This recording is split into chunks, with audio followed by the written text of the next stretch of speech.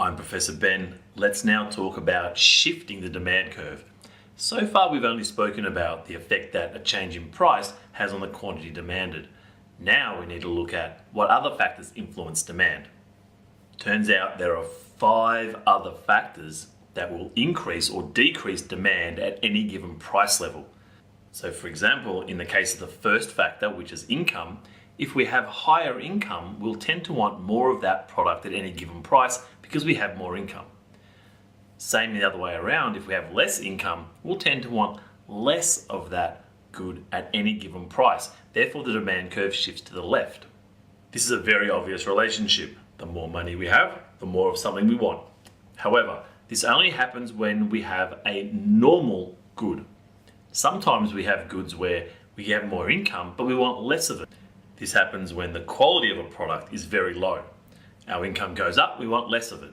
So in terms of a normal good, we would expect that if our income goes up, we want more pizza. However, in case of an inferior good, maybe frozen pizza from the grocery store, we expect that as our income goes up, we stop eating that cheap, poor quality frozen pizza and start eating more pizza from the pizza restaurant. Therefore, an increase in income will shift demand to the right if we have a normal good, but an increase in income will shift demand to the left if we have an inferior good. That's in the case where incomes go up. Now, if your income goes down, because now you have a lower income, you definitely want less good quality pizza. So at the same price, you'll want less, so demand will shift to the left. However, you'll now want more frozen pizzas because you haven't got much money anymore, so you go back to wanting more frozen pizzas. So your income going down will actually increase demand for inferior goods. So demand curve will shift to the right. The second factor that will shift the demand curve is how much people like something. We tend to call this tastes or tastes and preferences. So maybe there's a big advertising campaign about a certain product, makes us want that product more, so our demand curve will shift to the right, meaning that we want more of that good at any given price. Maybe some new research came out linking cancer to a certain product. All of a sudden, people want less of that product at any given price. So demand curve shifts to the left for that good. The third factor that will shift the demand curve is consumers' expectations about future prices. So if you expect prices are going to go up a lot in the near future, you're going to want to buy more now. So this will shift the demand curve to the right. You'll want more at any given price. The opposite to that is if you expect prices to go down. Maybe you know there's a sale coming up and you know the prices will drop. Therefore, right now, you'll withhold consumption. You'll demand less now at any given price. So demand curve will shift to the left. The fourth factor that will shift the demand curve is simply the number of buyers.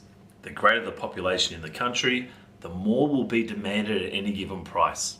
So if there's a big increase in the birth rate or there's a big increase in migration into a country, we expect the demand curve will shift to the right. In the case where population is decreasing, we would expect that demand will be less at any given price, so demand will shift to the left. The fifth factor that will shift the demand curve is the price of related goods. Now, goods can be related to our product in 2 different ways. It can be a substitute for our product, or it can be a complement for our product, therefore used with it. In terms of a substitute, you might go to the takeaway store and you see cheeseburgers and you see pizza. These 2 things, these are options. You can take one or the other.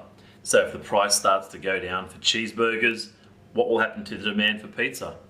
We'll want less now, right? So demand will shift to the left. What happens if the price of cheeseburgers starts to go up? It means that we'll now want more pizza at any given price, so demand will shift to the right.